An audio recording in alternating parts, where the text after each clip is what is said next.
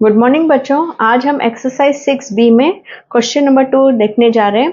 From each of the given algebraic expressions list the term with variables and the terms which are only constant. मतलब यहाँ algebraic expression दिया गया है, हमें पता है ना अलजेब्रिक एक्सप्रेशन क्या होते हैं बच्चों, जहाँ नंबर, अल्फाबेट्स और कोई अरिथमेटिक ऑपरेशन हो। देखिए यहाँ नंबर्स भी है और अल्फाबेट्स भी है और अरिथमेटिक ऑपरेशंस माइनस और प्लस भी है। तो ये एक अलजेब्रिक एक्सप्रेशन हुआ।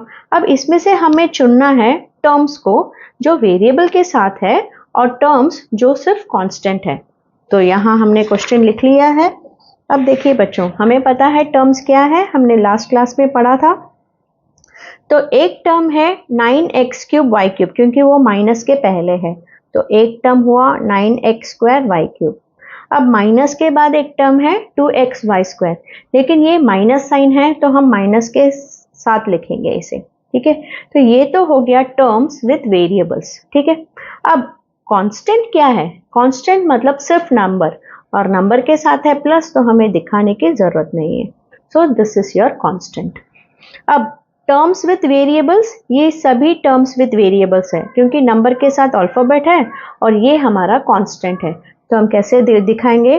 35pq² एक टर्म, 4p एक टर्म, 5q एक term. These are terms with variables and this term is only constant, but इधर नेगेटिव साइन है तो हम -25 लिखेंगे। 3abc - 4a² plus 55. So what are the terms with variables? Terms with variables are 3abc, फिर -4a²b. Why? Because ये term के साथ negative sign लगा हुआ है। तो ये हो गए हमारे टर्म विथ वेरिएबल्स। और 55 क्या है बच्चों? 55 है term with constant. Plus sign है तो हमने प्लस नहीं दिखाया। So there are 3 terms. अब इधर भी 3 टर्म्स है। कौन से? एक है 80a²b³ c, दूसरा टर्म है 3xy, ये है हमारे टर्म्स विथ वेरिएबल्स, और -9 जो है वो है हमारा term with constant. Next question है list factors of each term. Factors मतलब अगर हम इसे ब्रेक करेंगे तो कौन से फैक्टर्स आएंगे? देखिए बच्चों, ये एक मोनोमियल है क्योंकि सिर्फ एक टर्म है, तो इसके फैक्टर्स होंगे 5 × a। तो हम कह सकते हैं इसके फैक्टर्स क्या है? 5 और a। ABC को हम लिख सकते हैं, मोनोमियल है, ये एक ही टर्म है, a × b × c। तो इनके फैक्टर्स है a, b और c। अब x³ का फैक्टर्स क्या हुआ? x × x × x, है ना। x × x × x is x³, तो इसके फैक्टर्स क्या है? x। अब x² y² के फैक्टर्स क्या है? x × x × y × y। इस तरह से हमें स्प्लिट करके दिखाना है। ए बी को हम लिख सकते हैं a × b, so A B का फैक्टर हो गया ये, और प्लस सी डी का फैक्टर। सी डी का फैक्टर क्या है बच्चों? c × d। तो फैक्टर्स क्या क्या है? a, b, c and d। Next question है 4a²b - 7। तो बच्चों 4a²b एक टर्म है, तो उसे हम कैसे ब्रेक कर सकते हैं? 4 × a × a × b, क्योंकि a स्क्वायर है ना, तो a × a, तो इसके क्या फैक्टर्स हो गए? 4ab। लेकिन अब हमारा फैक्टर ये जो है, ये -7, ये एक कांस्टेंट है, यहाँ हमने देखा था ये एक टर्म है कांस्टेंट, तो ये भी एक टर्म है कांस्टेंट, तो इसका फैक्टर हम नहीं निकालेंगे, चाहे वो प्राइम नंबर हो चाहे वो कॉम्पोजिट नंबर हो, फैक्टर नहीं निकालेंगे, सिर्फ ऐसे लिखेंगे -7, ठीक है।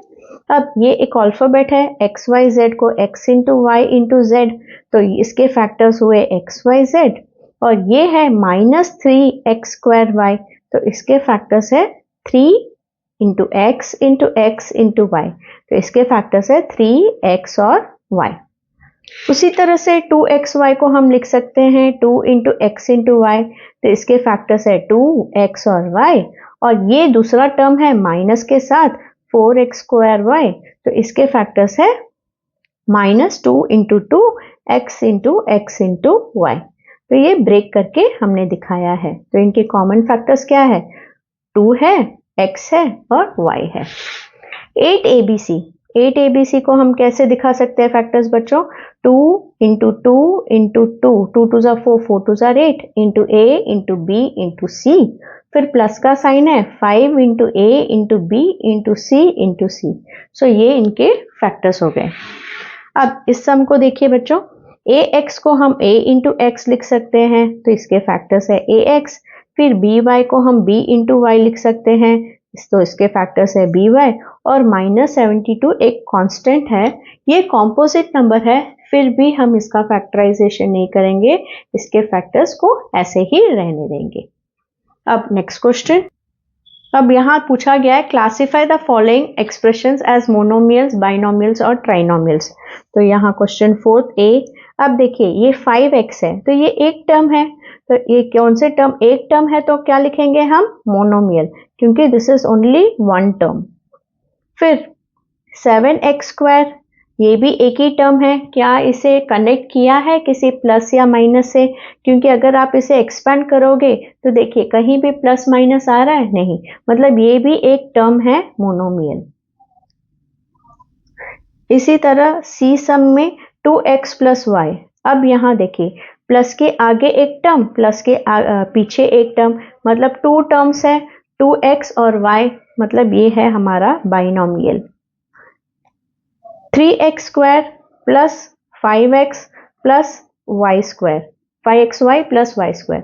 अब ये एक टर्म, ये दूसरा टर्म, ये तीसरा टर्म, तो 3 टर्म्स मतलब ये है हमारा ट्राइनोमियल।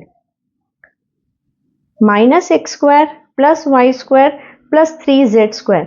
अब ये भी एक टर्म, प्लस के बाद ये एक टर्म, प्लस के बाद ये एक टर्म, तो 3 टर्म मतलब ये भी क्या हो गया बच्चों?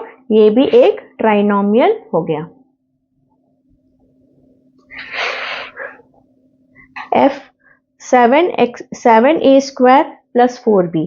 अब ये दो अलजेब्रिक एक्सप्रेशंस है, कनेक्टेड है एडिशन से, प्लस के पहले एक टर्म, प्लस के बाद एक टर्म, सो ये है हमारा 2 टर्म्स, तो इसलिए ये हुआ हमारा बाइनोमियल। इसी तरह 3ab प्लस c, यहाँ भी देखिए ये भी 2 टर्म्स है, प्लस के आगे 3ab और प्लस के बाद c, तो 2 टर्म्स मतलब बाइनोमियल।